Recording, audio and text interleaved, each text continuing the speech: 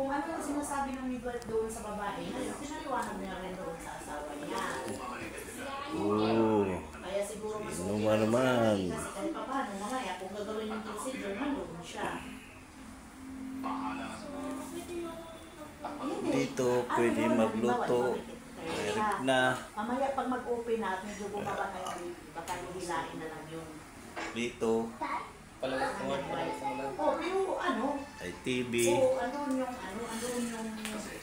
pang-open ng cervix. Ayan. Yung bakal. Ayan ang mabulinggit. Naglalaro. Hindi, may mga ano yun, may mga parako yun na ipapasok doon sa Ha? Kakamayin doon kung ipasok yung buhok ko.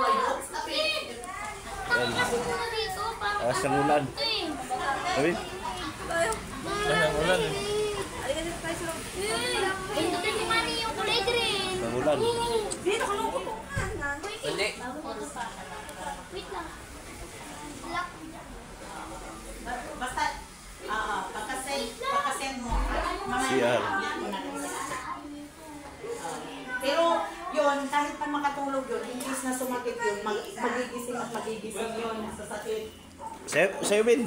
Kakatake ko lang. Oo.